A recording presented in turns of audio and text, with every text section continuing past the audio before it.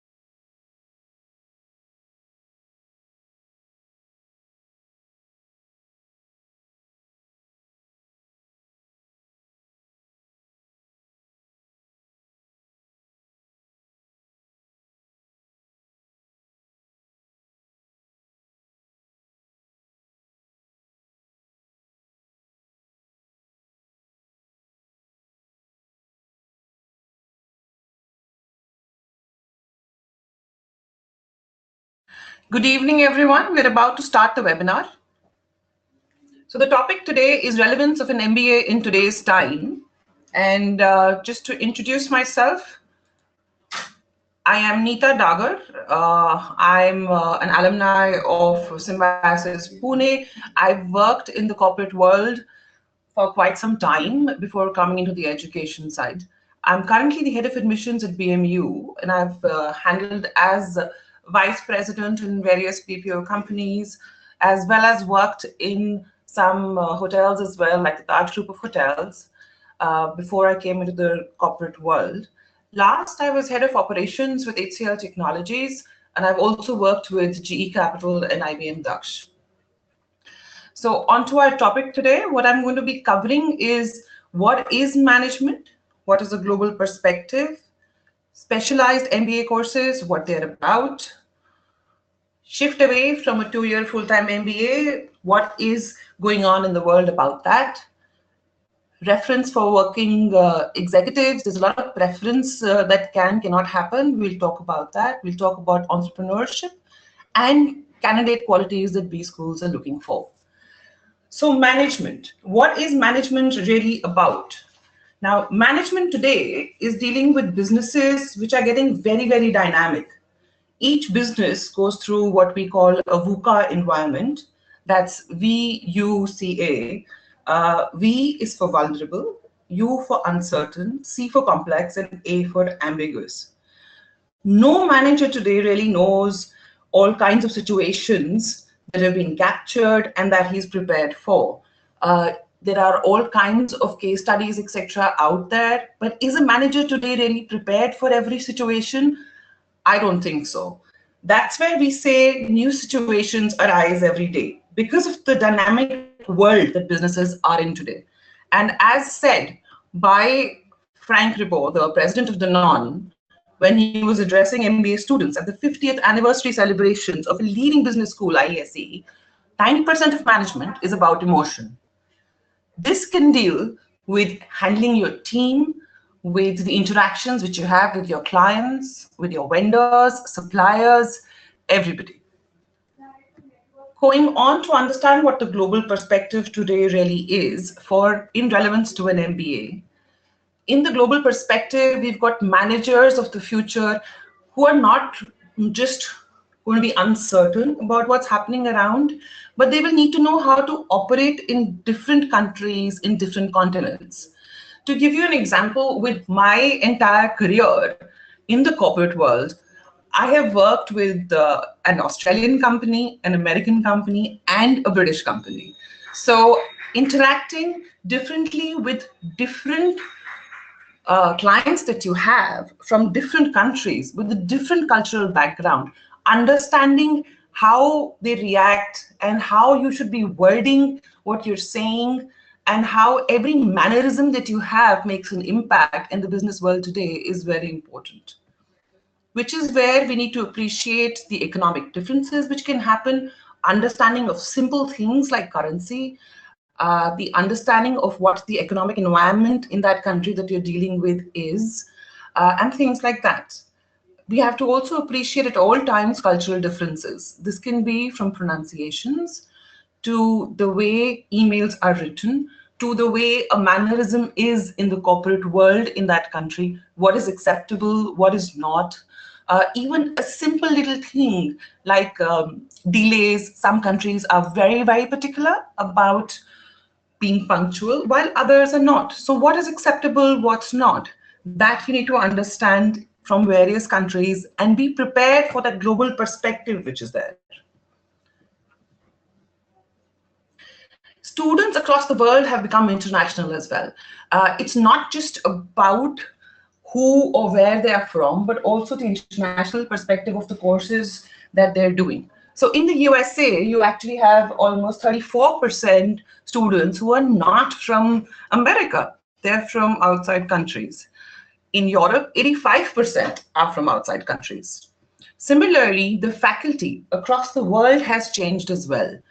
In this, you'll see that 26% of the faculty in the USA is not from that country. And in Europe, 46% of the faculty is from other countries. In functional courses also, global content has become a norm now. Without global content, any MBA program is now absolutely redundant. Core courses such as strategy, marketing, operations, these are a norm across all countries, across all MBA courses that you have.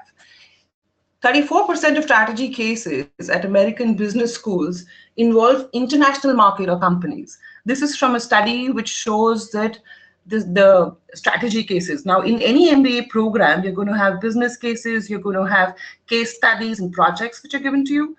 Most projects, 34% in America, according to this study, actually involve international markets and companies. Across the world today, there are a lot of exchange programs where MBA students are sent across to various countries, as well as faculty gets exchanged from one country to the other, from one university to the other. This, of course, has a benefit because of the globalization of the corporate worlds today. It helps people to get a global perspective on everything that we have. Hence, I would say when you do choose an MBA program, make sure that there is a global perspective. Make sure that the content has global content in that university. Global projects across developing market analysis and growth strategy in China for rider systems, a transportation company. This is the kind of a project that can happen. So we're talking right now about projects, examples that can happen while doing an MBA, and this is one of them. So it can be from a transportation company, the hospitality industry, various industries. And the more dynamic projects a particular university can give you in their MBA program, that's the university that you should go to for your MBA program. Similarly, if you look in a medical devices company, designing a market entry strategy in a different country for a medical company. Now, that's another example of a project that can be given. So a lot of the projects in MBA programs today are global, and you have to work in different countries and understand different countries' economies in order to be successful to complete the project. A lot of universities have research centers. For example, Harvard Business School has a research center in Japan. They've actually developed a case on Nippon Steel Corporation and explored relationship between Japanese corporations and diverse stakeholders. So global research centers being available in a university where you apply to has a lot of impact on the quality of the education that you can get. In today's world, specialized MBA courses has become a big trend. So in the traditional world, we've always had HR, marketing, operations, but specialized MBA courses these days have become a bit of a trend, and we'll talk about that. In the USA, you've got specialized courses on energy, on brand management, supply chain management. HR, of course, is always there. In India, the specializations that we have these days, for example, are production in IIM Calcutta, public policy and management in IIM Bangalore, food and agribusiness management in IIM Ahmedabad, and in ISB, family business management and global manufacturing. Similarly, at BML Munjal University, we've also got specializations which are in business analytics, finance and investment banking, and forensic accounting and corporate fraud. As a trend in MBA now, we have a shift away from a 2-year full-time MBA. So when you're trying to make a decision, when any of us are trying to make a decision over what kind of an MBA you should you do a full-time? Should you do a part-time? Should you do 1 year, 2 years? Should it be a PGDM? Should it be a degree course? And hence decide that, and then deciding which university or institute you're going to, that's become very important to understand. I'll share something here, which I've seen in the corporate world, having worked in the corporate world for almost 20 years. I've seen a lot of my colleagues and professionals, co-workers, struggling with this decision. Once you've started work, should you go away from working full-time and do a full-time MBA? Or should you do it side by side with work? Is it even possible to do it side by side with work? Should you do an online course? Should you do an offline course, a weekend course, or an evening course? There are various options open in the market today.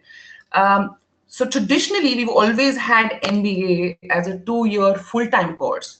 But now we see, again, trends coming up with 1-year MBAs, part-time MBAs, executive MBAs, specialized master's degrees, online MBAs, and of course, you have some particular training courses which are on corporate training and development. And some of the companies that we have today will actually pick up topics that their employees need, identify it perhaps through appraisals, and then do those trainings across the board to the identified individuals.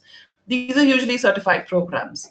Having been in the corporate world, this is something which is not just a trend, but a mandate in most of the corporate companies that we have.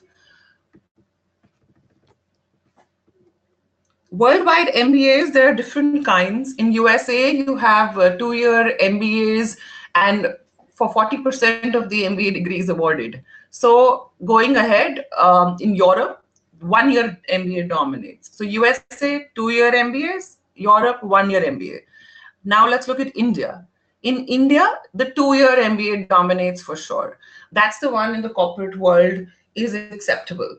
I have seen in my years of corporate experience, anyone who's getting recruited while you're doing interviews, HR and senior management, while looking at a resume, will ask, where did you do your post-graduation from?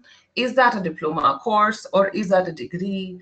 And I can tell you from my experience in recruiting, as well as in the internal job promotions, those interviews that you do to promote individuals within the organization, even in that, you see where a person has done their post-graduation from. Is it a diploma course? Is it a degree course? Is it a recognized university? Does it have good courses? Does it have good course content? All of that is seen not just during placements but also during interviews, recruitment, when you change from one company to the other, but it's also looked at throughout your year, throughout your tenure in a particular company as your promotions are happening. A lot of the big companies, and while working with HCL Technologies, I did see that happening with internal job postings, that you see where the person's done MBA from. And then questions arise. Why didn't you do a full-time? Why didn't you do an evening course? And why haven't you done a post-graduation at all? I know of some of my colleagues, some of my friends who were actually rejected in the first round of interviews just because they hadn't done a post-graduation. And in today's corporate world, after about 10 years of working, if you don't have a postgraduate degree under your belt, getting to the higher echelons of management has become very, very difficult. It is still, MBA, a full-time in India, is still the best option for students with no work experience, because you can go from doing your graduate course directly to do an MBA full-time 2 years, and then go on and work after that.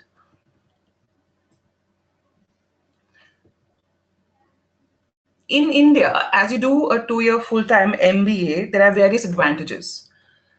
From the class, you have various people from various backgrounds. Now you see MBA, as you know, some of you might be from hospitality, some of you might be from an engineering background, some of you might be software engineers, some of you might have done your BBAs or BSc, even a BA or a BCom.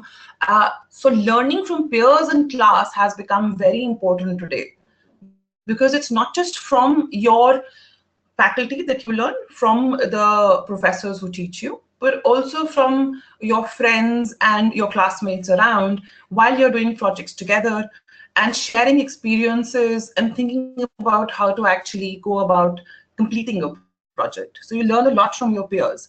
So a full-time 2-year MBA is where you get this experience a lot.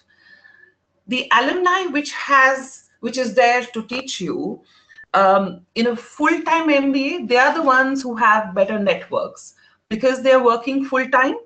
Hence, they have better course content. Hence, they are able to connect with the industry and get speakers from different domains to come and talk to you about various things which are happening in the global business environment today. Case study approaches which you have in the 2-year full-time MBA compresses a lifetime of experiences from various faculty in those 2 years. That's very important to see what kind of a faculty you have, of course. But at the same time, a part-time MBA or an online or a correspondence MBA might not help you that much with case studies. Preference of work experience. This is one particular topic which is talked about a lot at the admission side, since I'm looking after admissions, as well as within the faculty. When we are looking at admissions, when we're evaluating a person for admissions, do we look at work experience? Is that a mandate or not? So that's what we're going to talk about next. Work experience, it's already a must actually in some of the leading international B schools. However, it's not something which started off in India too much as yet. In SAID, it's 3 to 5 years that they look at, minimum 3 years before you can actually come in. And they actually say that we believe the business school that is valuable because our MBAs have a level of maturity that allows them to appreciate the experiences they are having. In India, there is no strong preference. There's no trend which has emerged as yet about in universities or institutes with 2-year full-time MBA if work experience is a must or not. There's no trend. However, it does give you extra marks. That's what I would say.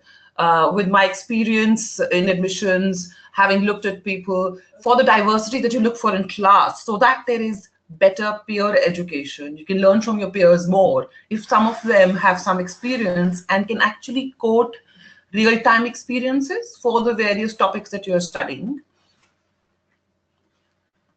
The trends could emerge particularly because I know that in admissions, people look to bring a diverse class in.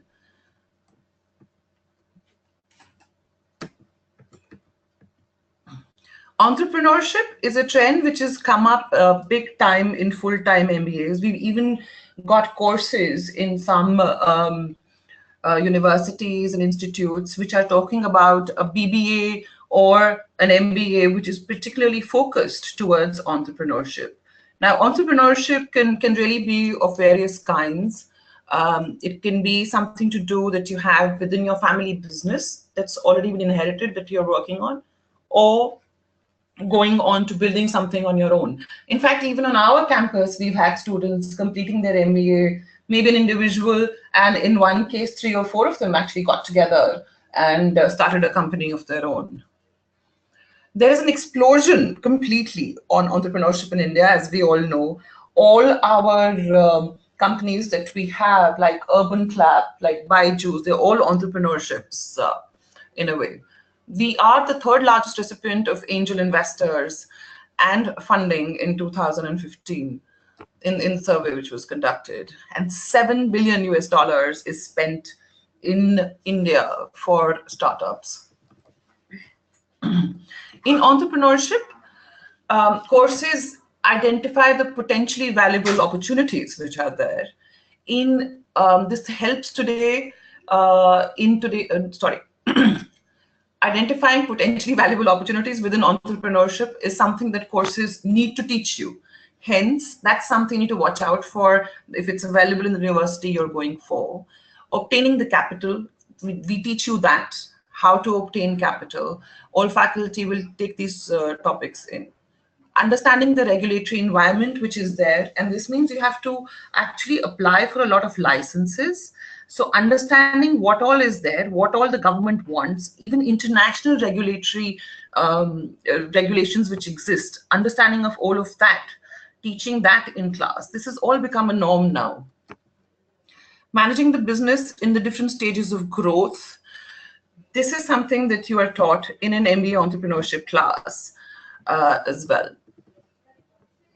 Incubators is something which most universities now have. If you look at some of the big schools, they've set up incubators. Now, I was very amazed. I went to a school in Chandigarh a few months back, and a school in which class 11th and 12th students were in commerce and humanities had together set up a room as an incubator. They had set up a company where one person was the CEO, one person was the finance executive, one person was the CFO, one person was the HR guy. They actually came up with a product of their own, and in the local market found a way to implement that, etc. So even in schools that's come up, it's not just in the management institutes. In several management institutes, you now have incubators where you can experience working in a company or setting one up of your own. To give you an example, IIM Calcutta has IIM Calcutta Innovation Park. It covers social entrepreneurship too. There are a lot of incubators which cover that as well. It's not, you don't just have to do a social degree, a graduation or post-graduation to do social entrepreneurship. You can actually do it after an MBA as well.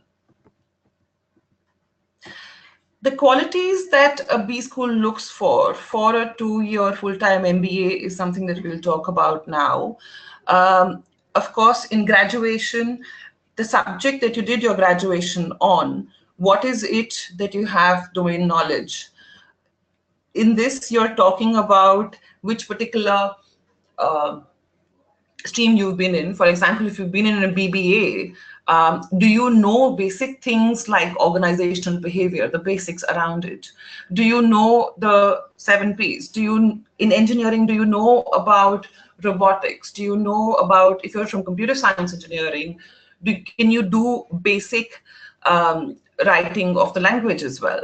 And the broad principles should be very clear. So during an interview, the interviewers will always try and find out if you're clear about the basic principles. That's one thing you must, of course, revise before you go and give the interview.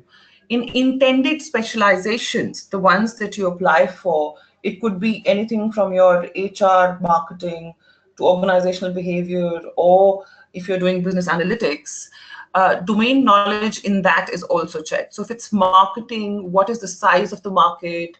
What is the GDPI in the country? The split between different media in the market segments, things like that will be addressed. In finance, you'll have things on some bills or the implications of recent aspects which have been implemented not just by the government, but also by certain big companies who are in the financial segment.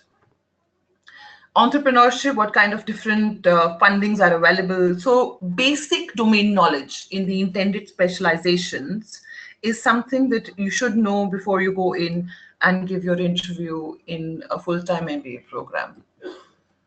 Analytics is something where your numbers, your quantitative aptitude would be checked, and also trends recently which you could have seen on social media, on LinkedIn, or let's say Google Analytics, etc., where if you're able to quote some, that helps you to emphasize and to showcase your domain knowledge in the specialization that you're actually going for.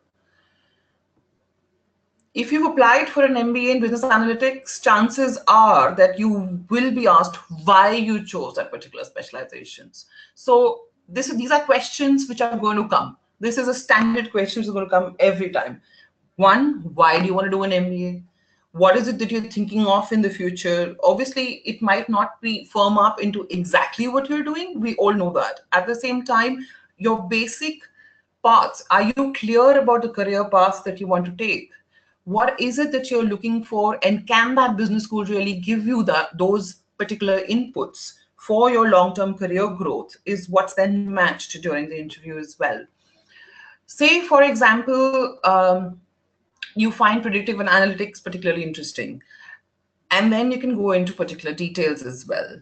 So that's an example if you want to do an MBA in business analytics. Of course, if you're going for business analytics, your CAT scores, math scores, make sure your analytical ability, your maths ability component of your scores have also good marks.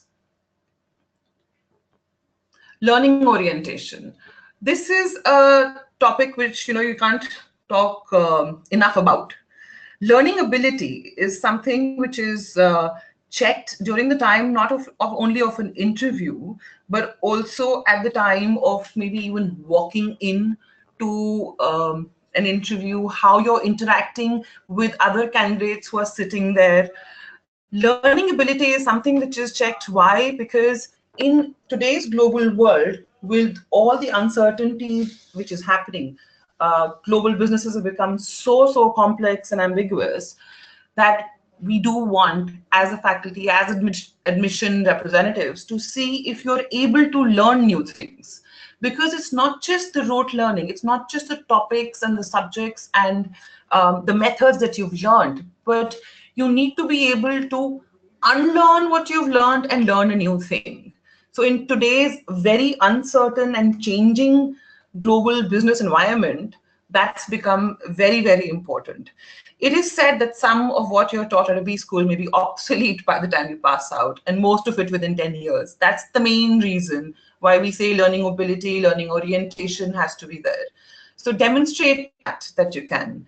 We are always looking for individuals who are willing to learn on a completely continuous basis, and find a way to demonstrate this quality in your interview as well.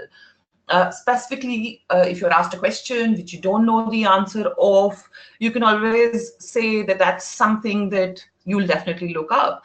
At the same time, if you know some of it and not the entire lot, then you should talk about that as well.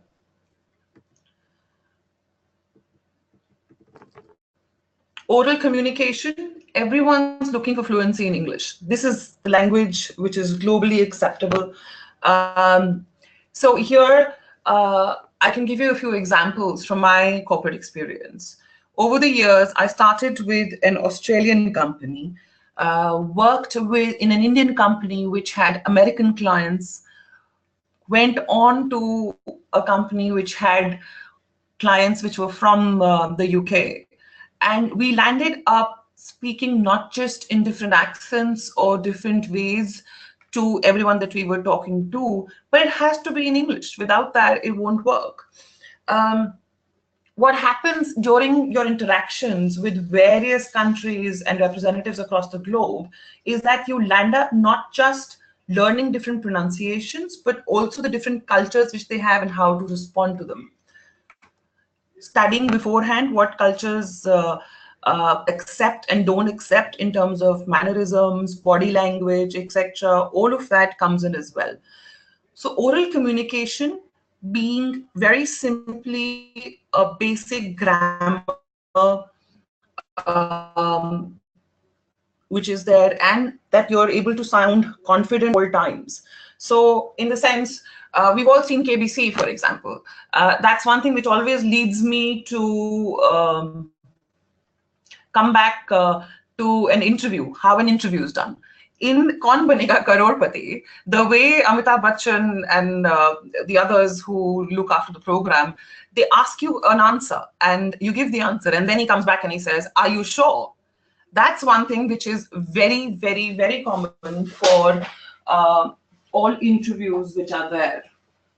And that's what your confidence needs to be shown at the time that you are giving the interview. Sorry, just give me 1 minute. Thank you, I'm back. You should always be willing to admit that you're wrong.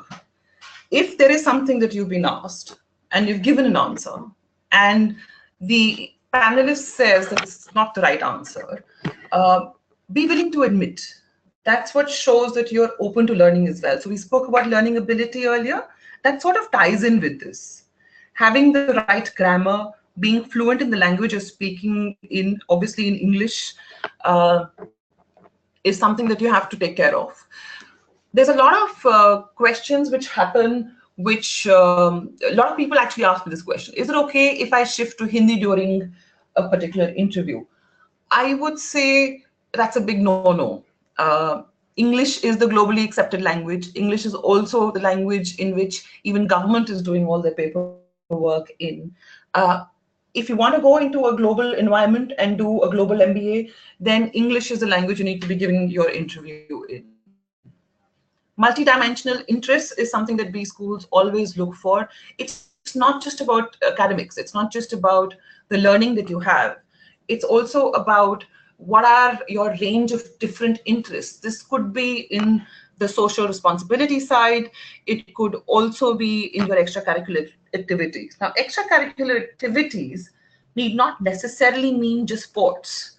This, of course, can mean your interest in debates. Have you been part of the MUNs in your school, in your undergraduate program? Have you been leading events? Are you musically oriented? All of those things come into play. So multidimensional interests actually boost a person's personality, which is the reason that this was always looked at in a B school. If you've done some good volunteer work for villages, to take an example, then try and lead the interview in that direction. If you've done anything at all in extracurricular side, make sure you mention that. Lead the interview in that direction, mention it in detail. Written communication is today a big part of evaluations that B schools do, and this comes across in the case analysis tests some of them might be giving, in some of the essays that they ask you to write, or written analysis tests. So you'll find different names that B schools give to their evaluation rounds. VAT-PI, GDPI, CAT-PI, all kinds of different names. In written communication, usually you're asked to state what your point of view is on a particular topic. So be upfront, and what you believe in, write that. Do not try to be a person that you might have read about, but be yourself. What you understand about that topic, that's what you should do. So as an example, should capital punishment be abolished in India? State clearly yes or no upfront. Let's not be ambiguous about it. No ambiguity at all.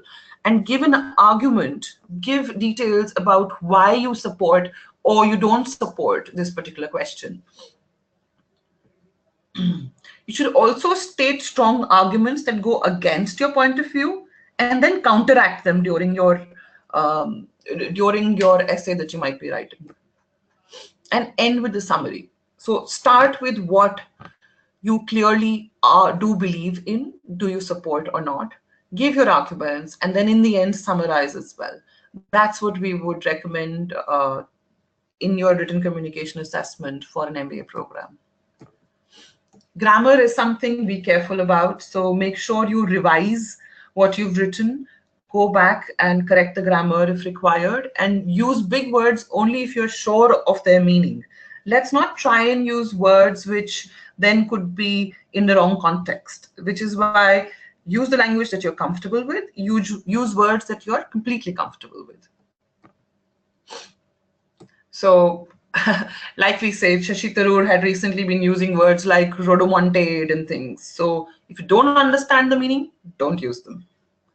Interpersonal skills is something which is very important. This is where your ability to work with peers, with colleagues, co-workers is checked. And this can be demonstrated not just by giving examples. Take the interview in a direction where you're actually giving examples of what you have done in school, especially in your graduation, where you worked in a team.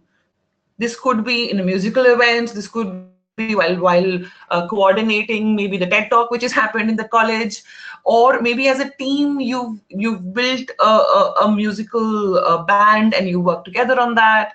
You've been part of a dance troupe. That all, even those extracurricular things, demonstrate your interpersonal skills and your ability to work in teams. So make sure in some way you're mentioning how you've been able to work in teams. This is very important because no manager can work alone. It's not just all the subordinates who are reporting into him, but it's also colleagues at different levels.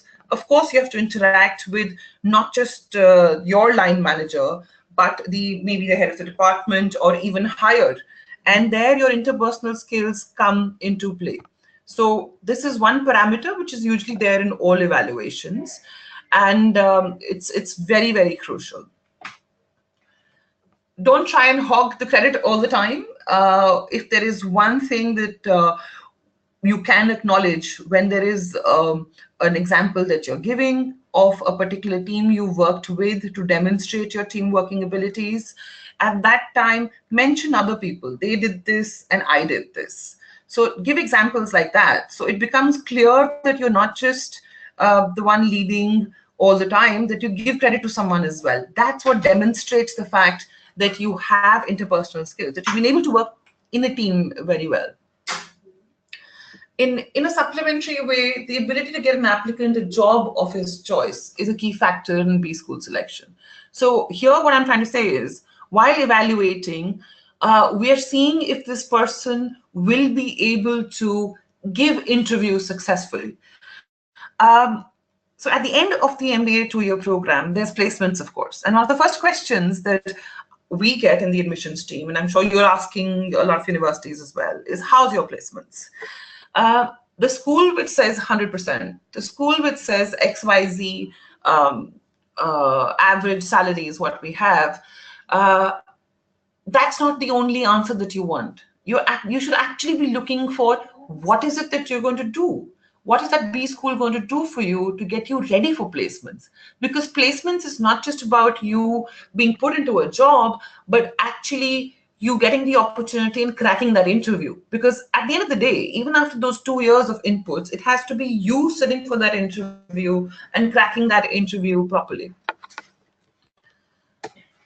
There should be a match between your salary expectation and what the B school has been able to deliver in the past. That's for sure. But at the same time, remember, it has to be you who's sitting in the interview. For candidates with work experience, it's very important to understand what is it that the MBA university or the B school can actually provide in terms of opportunities. Going on to what we have here at BML Munjal University, we have 4 main segments of MBA this year. MBA regular, where you can choose from a basket of electives in finance, marketing, operations, general management, organizational behavior, and information systems. Our MBA program has been decided keeping the I value principle in mind. The curriculum, which is co-designed by Imperial College Business School, has been formulated to ensure multi-pronged inputs to students through the interactive process of inquire, inspire, and impact. So inquire, we are always encouraging you to inquire, to understand, to ask questions. Inspire, we like to inspire you to think differently. We like to inspire you to understand the norm and to go ahead and follow it where required, but also come up with different solutions. We also want to make sure that you understand the impact of your actions. So our program, our MBA program, actually aims to transform students through a journey of inquiry, curiosity, and intellectual development. We aim at BMU to develop innovative thought leaders and entrepreneurs who create value for the organizations and communities and motivate and inspire our students to create a sustainable impact on the communities they work with. Amongst the specialized programs that we have, we've got MBA, Forensic Accounting and Corporate Fraud. This particular MBA is actually in association with KPMG, where KPMG, one of the big 4 consulting and advisory firms worldwide, has designed the program, and parts of it is also implemented by their professionals. It's not just the faculty, our faculty who teaches you, but also KPMG professionals. This particular unique program, it will produce managers who can devise and implement effective strategies against corporate crime. Experts from KPMG will provide real-world challenges and examples for project experience. It's a wonderful new career option for students of commerce, CA, ICWA, CS, and other applied areas. We've got an MBA in finance and investment banking. Investment bankers are specialists. They make use of mathematical and statistical functions in decision-making for corporate finance, mergers, derivatives pricing, investment management, portfolio management, fund management, algorithm trading, and risk management. Participants in the MBA for finance and investment banking with good analytical skills, having flair for analyzing figures, and aspiring for intellectual stimulating jobs are the ones who should actually apply and can make very good investment bankers. Our MBA in business analytics is a discipline that makes extensive use of data, statistical and quantitative analysis, explanatory and predictive modeling, and fact-based management to drive decision-making and help build tomorrow's business analytics managers. Business analytics as a discipline is being used to solve complex business problems in a variety of industries, from increasing the efficiency of hospitals to simulating sporting contests. It is a brilliant industry, currently growing at a rate of 35% a year.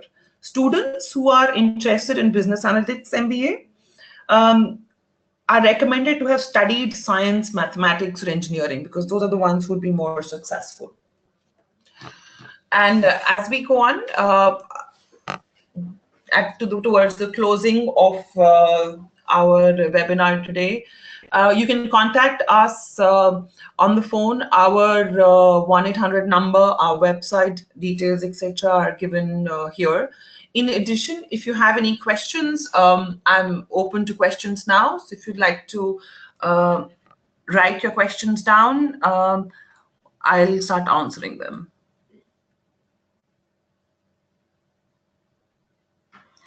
Okay. So someone's asked information about PGDM and MBA future while recruitments. Okay, so having been in the corporate world, I know one of my colleagues was not able to apply in a company at a certain post, at a pretty middle management, sort of between middle management and higher management, because they did not have a PGDM or MBA.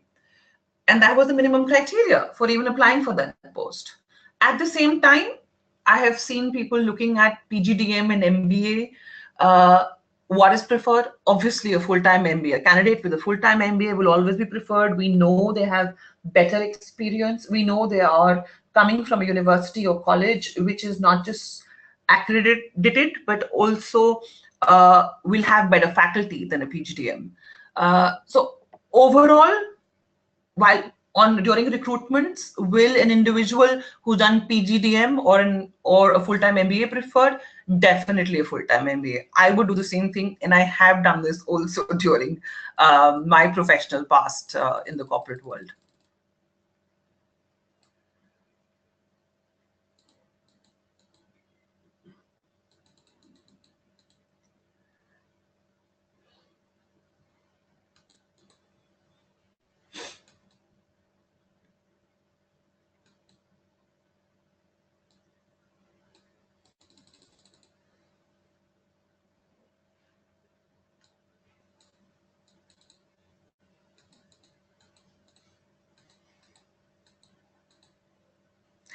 Okay. Our tie-up with Imperial College London is actually in such a way that our MBA program includes a global leadership training program, which is for a duration of about 2 weeks. And it's inclusive within the tuition fees, where you go with a faculty member. The entire class will go there. We take care of all the expensive, barring some of the paperwork.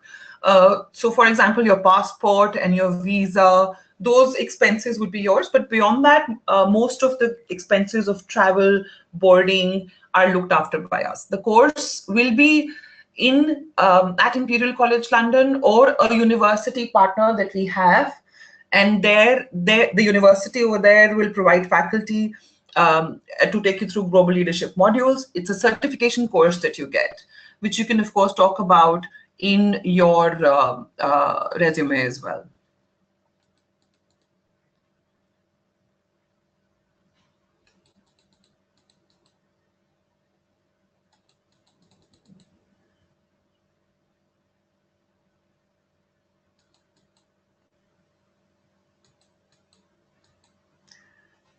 Just give me 1 second here. I'm just going to go off for a second to open my window a little bit more.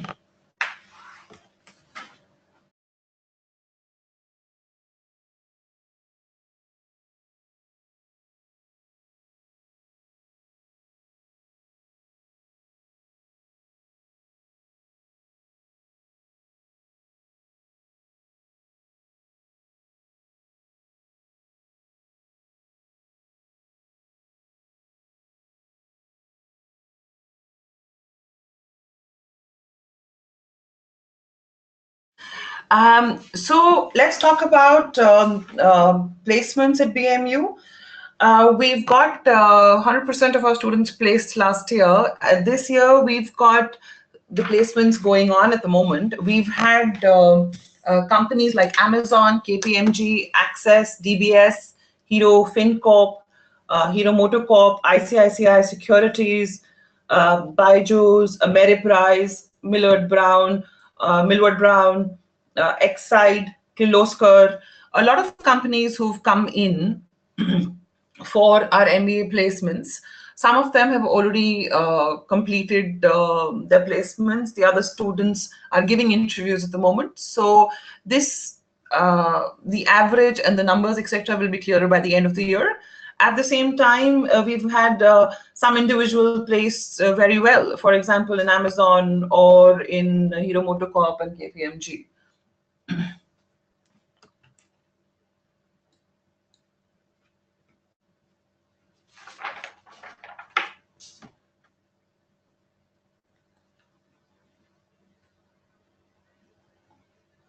So BMU has actually tied up with a lot of companies. We've got KPMG helping us with our forensic accounting and corporate fraud MBA. We've got an IBM lab on campus where IBM helps us with their software and implementing and understanding about big data analysis. We've also got an incubator lab this year on campus. So talking about the faculties that we have at BMU, we've got our dean, who's Dean Vishal Talwar. He's from SP Gen. He's actually a British national who's come from the UK after finishing his studies there, and recently was nominated also for an award on one of his papers. We've also got people like Dr. Payal Kumar, who's teaching organizational behavior and subjects like that. She's actually recently become a faculty, so she's got corporate experience because she has led a publishing house and has hands-on experience of the corporate world and is now teaching that to the students as well.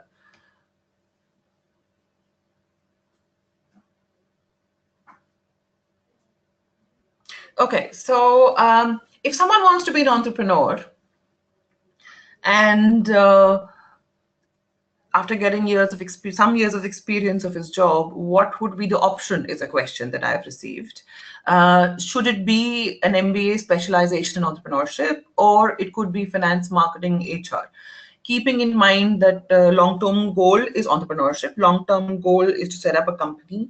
Yes, you do have an option wherever the B School provides it to do a specialization in entrepreneurship.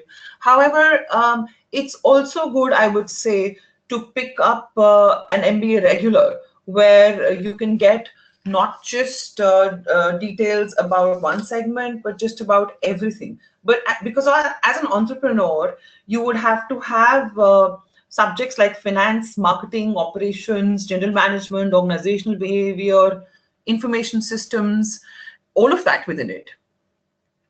So I would really say it's your choice, but you can also do finance, marketing, HR.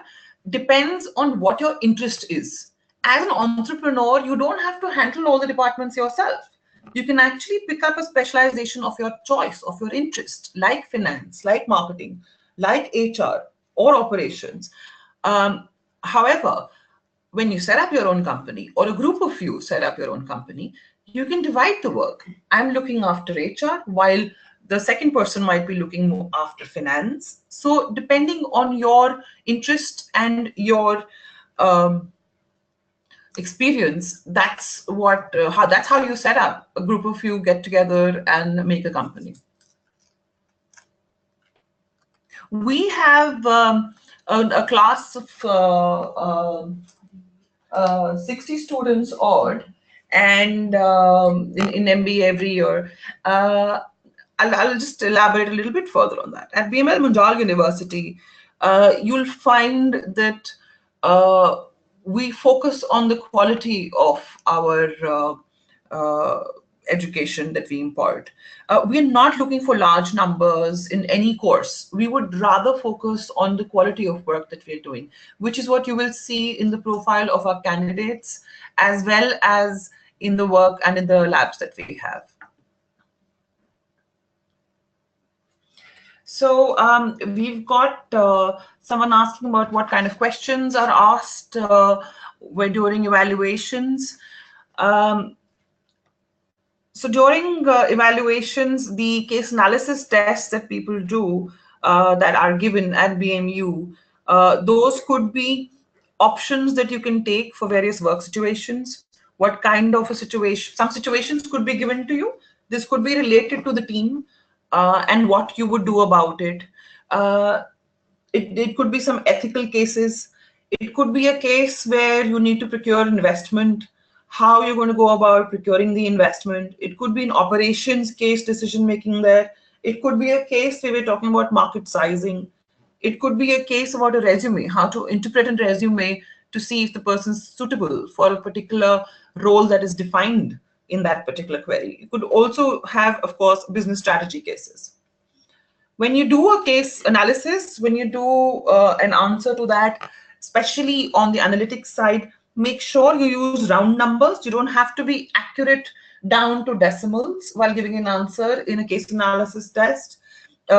Usually, these schools allow a calculator usage as well, so that helps. Read the question twice or more if you have to, for the simple reason that you need to understand what the main issue is.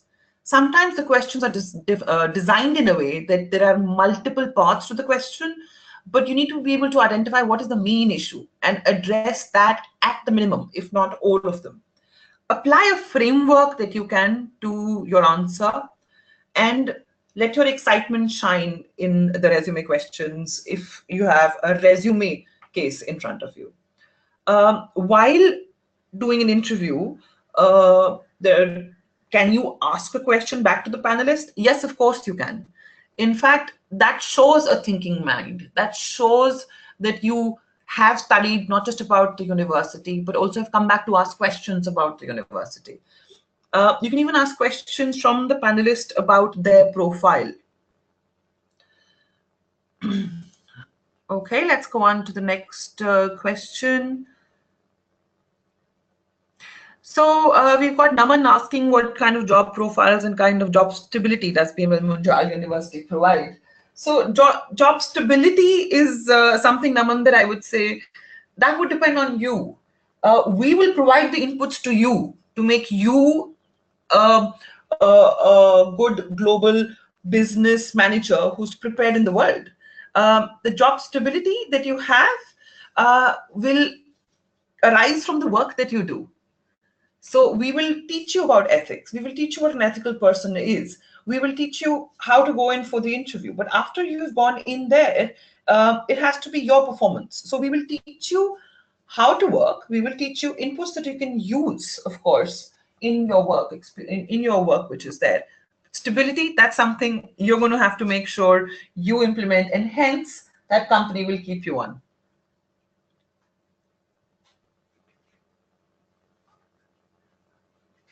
Okay, thank you very much for your time, ladies and gentlemen. And since it's 25th January, let me wish all of you a happy Republic Day in advance, and all the best for your futures.